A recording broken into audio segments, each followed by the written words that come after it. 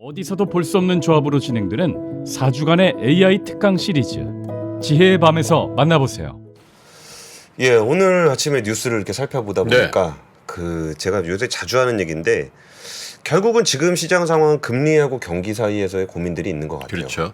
그런 고민들을 하는 사이에 그 증시는 공포를 타고 오른다라는 말이 자꾸 생각이 날 정도로 그 미국 증시상 한번 같이 보시면은 그 차트가 쭉 올라갔다가 내려갔다가 지금 다우존스 같은 경우는 이런 날이 많아요, 그죠? 이게 혼조인데 혼조세인데 다우존스는 0.29% 상승하고 마감했고 나스닥은 0.43% 빠졌습니다. S&P는 그냥 0%예요. 근데 차트 상황을 보면은 이게 쭉 올라갔다가 쭉 급락하는 듯 보이다가 장 막판에 또 살짝 들어 올립니다, 여기를. 그러니까 나스닥도 거의 비슷한 모습으로 나스닥은 나타나고 저거 뭐야? 많이 빠졌는데 슬쩍 들어 올렸다가 훅 빠진 거를 또 끝에는 또 난 저건 줄 알았네. 쭉 올라간 줄 알았더니 사람이 원하는 게 저렇게 원하는 대로 보이나 봐요. 그리고 S&P 같은 경우도 끝에 살짝 들어 올리면서 이렇게 끝을 내거든요. 그러니까 이게 참 고민들이 좀 많은 시장이다라는 느낌을 좀 주고요. 그래서 오늘 뉴스 3개를 경기 관련한 거 하나, 그리고 금리 관련한 거 하나, 그리고 지금 요즘에 뜨거운 전기차 관련한 뉴스 하나를 준비했습니다. 그래요. 첫 번째 뉴스는요? 첫 번째 뉴스는 IMF가 올해 경제 성장률을 2.8%로 전망을 했습니다. 그게 1월이 예상했던 것보다는 0.1%포인트를 내렸어요. 그러니까 경기 전망이 점점 그 예전에 전망했던 것보다 조금씩 좀 늦춰지거나 아니면 조금 낮아지거나 그런 상황인데 여전히 인플레이션이 높다는 측면들에 대해서 좀 인정을 좀 하고 있고요. 여기에 더해서 좀 그 경쟁률 전망을 좀 낮췄던 거는 금융 부분의 불안정성, 이게 SVB 사태는 잘 마무리가 됐지만 그걸로 인해서 확인된 거는 금리를 급격하게 올리다 보니까 금융 쪽에 불안이 생기는구나 라는 부분들을 확인하게 된 것 같아요. 민간 차원의 긴축이 자연스럽게 일어난다는 거잖아요. 그렇죠. 그러다 보니까 그걸 반영해서 0.1%포인트를 하향 조정했습니다. 그래서 올해 전망은 한 2.8 그리고 내년에는 3%로 전망을 했는데요. 이거는 내년 전망도 0.1%포인트 낮춘 겁니다. 그러면서 보고서에서는 그 완고한 고물가, 생각보다 그 물가가 잘 안 떨어진다는 거고 최근 금융 부분의 혼란으로 경제가 연착륙할 수 있을 거라는 징후가 약화됐다라는 표현을 쓰고 있습니다.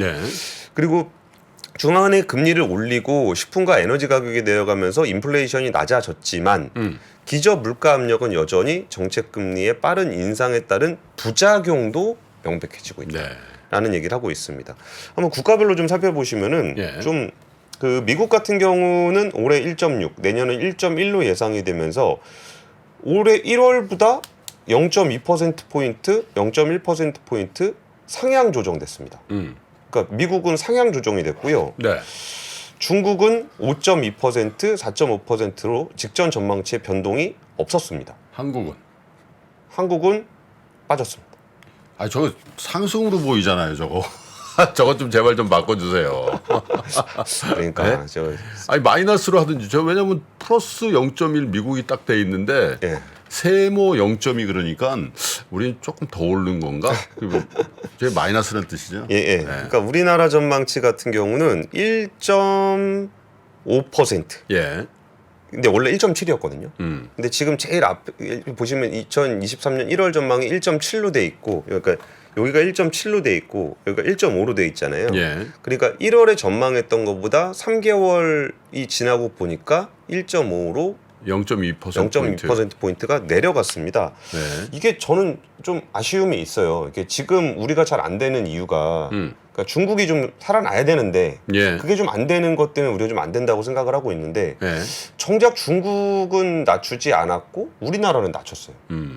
그리고 그런 부분들이 좀 아쉬운데 1.5면은 이게 뭐 0.1 차이가 뭐 그렇게 크냐라고 하실 수도 있겠지만 좀 아쉽습니다. 이게 정부나 한국은행의 전망치가 한 1.6 정도 되고 OECD도 1.6 KDI가 현재는 제일 높은데 1.8입니다. 근데 우리나라 전망치가 이제 IMF가 1.5를 내놨다라는 거는 우리가 생각했던 것보다 조금 더 안 좋을 수 있다. 그래서 경기 관련한 전망은 그렇게. 그러니까 지난 주말에 LG경제연구원의 조영모 박사 인터뷰 보내드리면서 그 얘기를 했거든요. 사실 1.4로 전망을 작년 말에 했잖아요. 1.4. 그때 제일 낮았었어요. 그래서 사실 사실은 좀 비난을 받았죠. 한국 경제를 저렇게. 예? 그런데 대체로 지금 거기에 수렴하고 있는 상황이고 뭐 글로벌 IB들은 그거보다 더 낮게 이제 전망을 수정하는 데들도 많이 늘린단 말이야. 그래서 사실 IMF도 굉장히 후행적으로 낮추는데 글쎄요. 3개월 있다가 IMF에서 어떤 전망치 수정을 낼지 예. 그것도 한번 지켜보죠. 알겠습니다. 그러면 두 번째는 네. 금리 관련한 뉴스입니다. 그 월가의 투자은행의 3분의 2가 예. 미국 최종 금리를 5에서 5.25%로 전망한다. 이 얘기는 다 올렸다는 얘기네. 다 그렇죠, 그렇죠. 예. 그 전에는 전망치가 더 높았는데 좀 예. 낮아진 겁니다. 금리 다 올렸다는 얘기잖아요. 그렇죠. 어제 우리가 한국은행 금통위 기사를 예고 기사를 전해드리면서 네. 분위기가 어떨까라는 얘기를 좀 전해드렸는데 예. 금리는 동결하고 말은 엄청 세게 할 것 같다. 그러니까 정확했는데. 정확하게 네? 나왔죠. 와, 근데 이 정도면은 이창용 총재가 약간 그 시장의 멱살을 잡는 듯한. 그러니까 시장에서 자꾸 뭐 인하니 뭐 이런 거 자꾸 이렇게 쑤셔보니까 예. 아니라니까 자꾸 이런 거 아니야. 그런데 왜 자꾸 동결해요? 뭐 이렇게 자꾸 슬슬 그러니까. 시비를 거는 거잖아요. 네. 그러니까 어제 이창용 총재가 뭐라 그랬냐면은 그 지금 단기 금리 90일 통환채라든지 국채 1년물 금리가 떨어지는 것. 예. 그러니까 요 금리 단기 금리들은 거의 기준 금리하고 그냥 붙어서 움직이는 거잖아요. 음. 근데 얘네가 자꾸 내려간다라는 거는 이제 한국은행을 약간 시험해 보는 거거든요. 근데 이게 시장에서 좀 과도하게 반응하는 것이 있다고 본다. 예. 그러니까 이창용 총재의 발언입니다. 시장이 맞는지, 당행이 맞는지, 한국은행이죠. 네. 경기라든가 물가 흐름에 대해 누가 맞는지는 사후적으로 판단을 해야 되겠지만 이렇게 가는 것이 정상적이 아니라는 것을 경고를 드릴 필요는 있다. 라는 얘기를 했어요. 예. 그러니까 일종의 좀 그 약간 좀 금리 이자 인하에 대한 기대감에 대해서 이창용 총재가 이제 경고장을 내는 건데 시장의 기대가 과도하다는 언급만 뭐 이런저런 표현들 애둘러서 얘기한 거 빼고도 예. 구체적으로 얘기한 것만 한 7번. 7번이라며요. 예. 예. 거기서 얘기들이 되게 흥미롭습니다. 예. 금융시장 내의 금리 인하 기대와 관련해 예. 지금 금통위원 중 많은 분들이 시장의 기대가 너무 과한 게 아닌가 생각하고 계시다. 그러니까 나만 그러는 게 아니라 금통위원 대부분이 지금 그 생각을 하고 있다라는 얘기를 네. 했고요.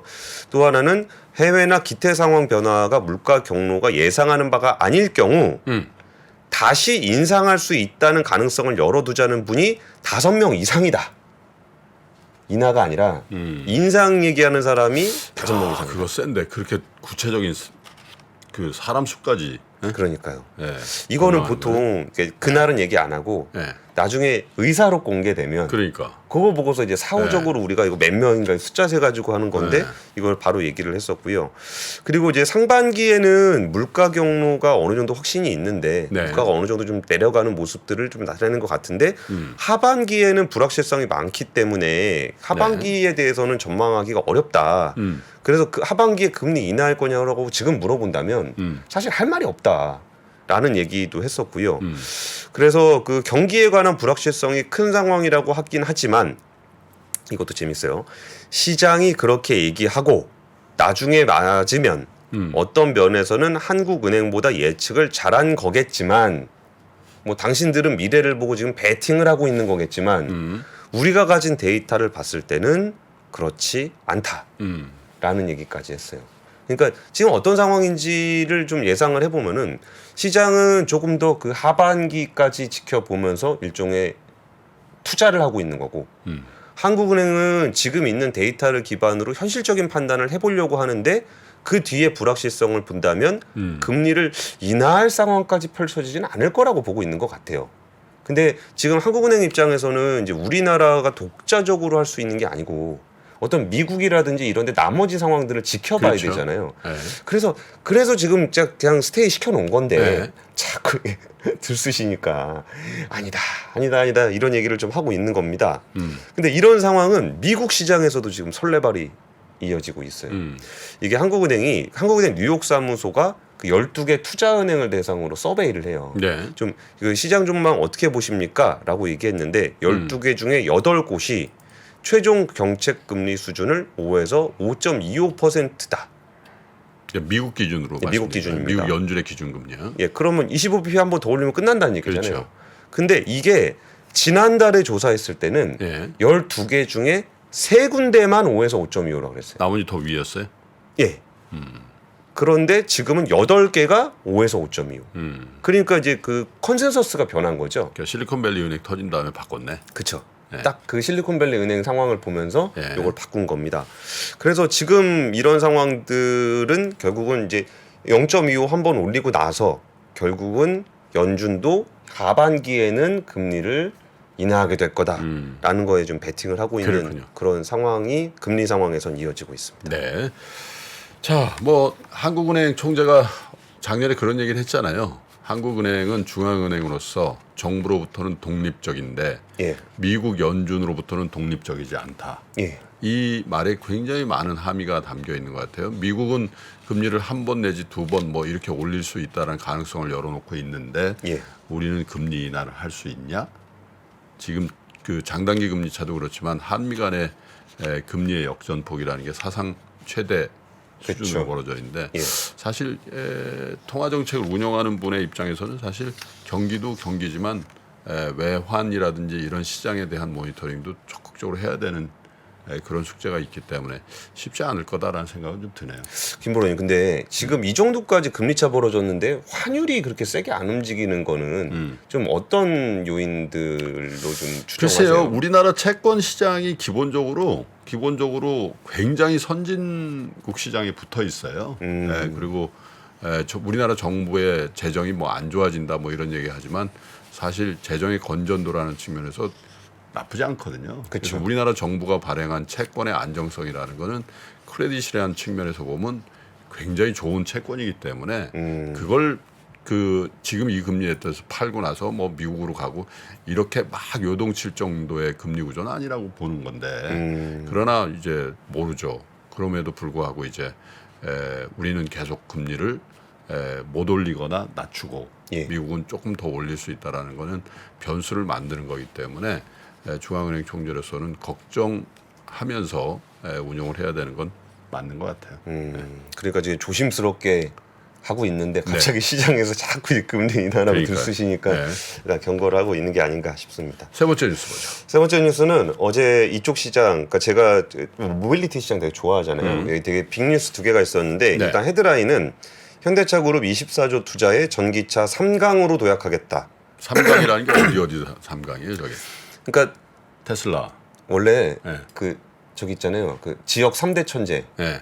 그 진짜 1등하고 네. 나. 네. 세 번째는 아무도 몰라요.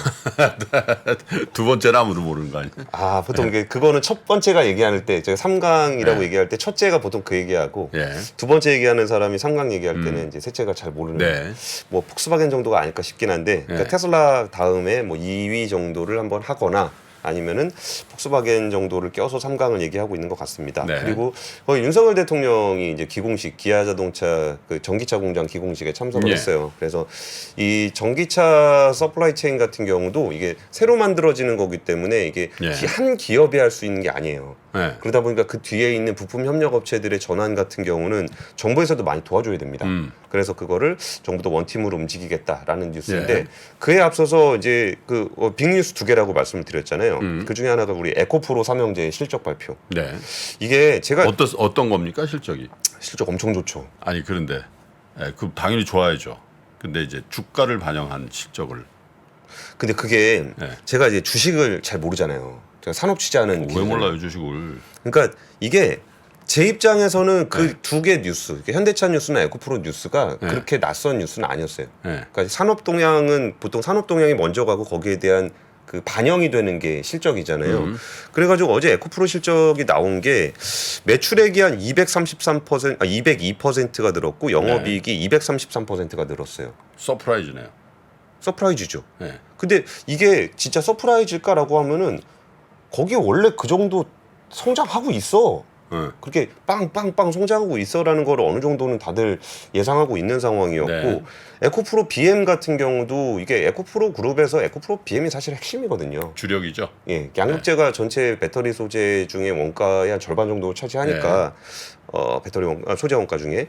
그러니까 이제 BM 같은 경우도 매출액이 203%, 영업이익이 161%. 이 정도 늘어났습니다. 근데 이걸 가지고 이제 주가가 어떠냐라고 물어보면 저는 그건 잘 모르겠어요. 아니 그걸 물어버리겠지. 실적 발표 장중에 했더라고. 그렇죠. 장중에 실적 발표가 나온 다음에 주가 추이가 어떻게 됐냐. 왜냐하면 이제 그걸 이제 받아들이는 투자자들의 반응이 궁금한 거죠. 네. 그거 이렇게 주가는 계속 올랐습니다. 아니 근데 빠지다가 다시 또 막판에 쫙 오르더라고. 그러니까. 그 장중추이 장중에, 네. 예, 약간 좀 그런 모습 보였는데 네. 그 정도 변동성은 실적 발표 안에도 있습니다. 요즘에는 맞아요. 좀 그런 게 좀 있어서 네. 이거를 자꾸 제가 아까 지금 댓글에도 좀 나오는데 좀 눈치가 보여요. 이게 주가가 워낙 변동성이 크니까 산업에 대해서 조금 이렇게 눈치가 좀 보이는데 뭐 그래도 저는 어차피 그 산업 취재하는 기자니까 뭐 이게 어떤 의미를 갖는지를 나중에 좀 오늘은 짧게 요약을 해드리고 나중에 한번 상세하게 설명드릴 필요가 네. 있을 것 같은데 이게 제가 놀라운 뉴스가 아니라는 거는 에코프로 그룹의 이제 성장세 자체는 전혀 이게 새로운 뉴스가 아니니까 그랬고 현대차가 24조 투자하는 거 발표한 것도 네. 뭐 큰 뉴스는 맞는데 놀랍진 않았던 게 이게 24조라는 숫자는 예. 원래 21조였거든요. 아 투자 규모가 예. 언제까지 투자하는 거예요? 그 30년까지. 30년까지. 예. 근데 그게 원래 24조 정도 투자한다는 계획은 발표가 돼 있었고 거기에 3조가 플러스 되는 거니까 네.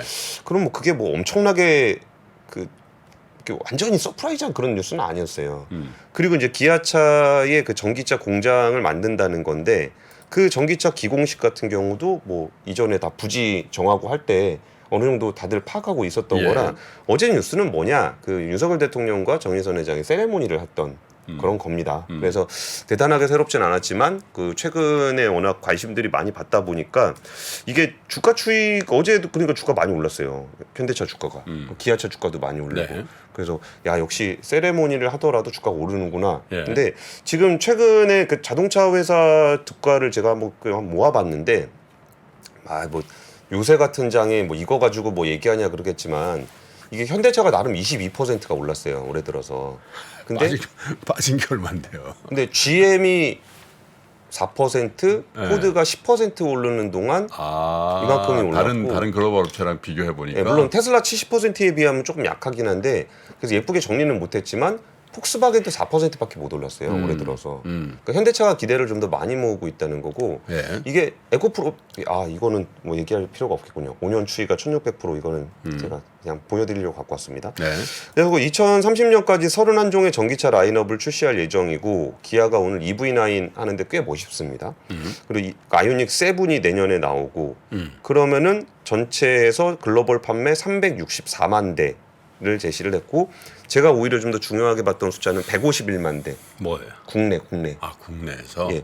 이게 지금 산업 기자 입장에서는 미국에서 잘 팔게 된 상황도 되게 반갑지만 예. 미국에서만 잘 팔게 된 상황이 거기 현지 생산으로 간다라고 했을 때 국내 산업 공동화에 대한 우려가 좀 있어요.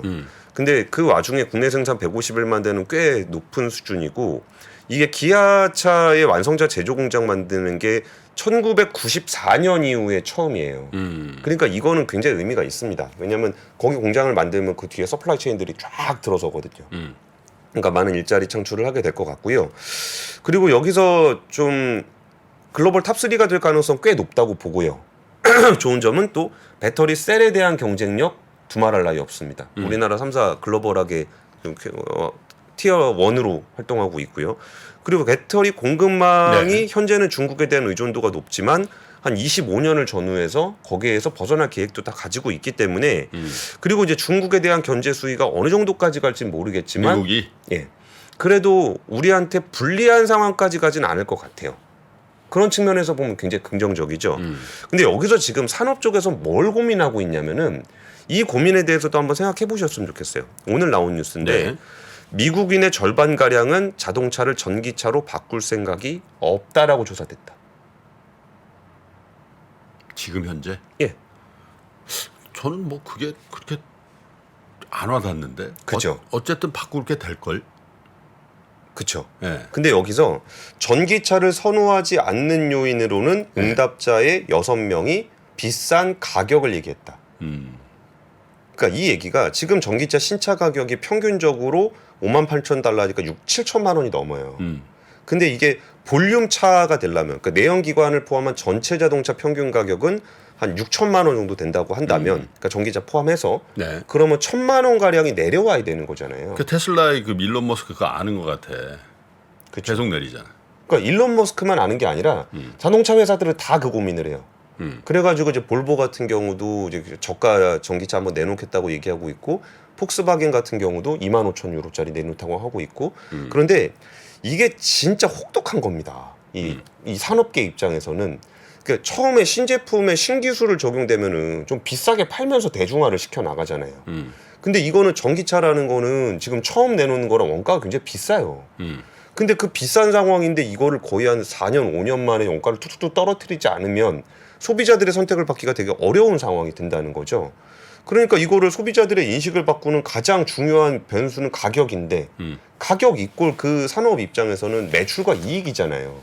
근데 지금 이익을 많이 전기차로 이익을 많이 못 내고 있는 상황에서 가격을 낮춰야 되는 거고 이 끝단 전기차 쪽에서 끝단의 가격을 낮춘다는 얘기는 그 공급망이 가져갈 수 있는 파이들도 다 줄어드는 거예요. 네. 근데 여기가 성숙 산업이 아니라 성장하고 있는 산업이기 때문에 투자가 굉장히 많이 필요합니다.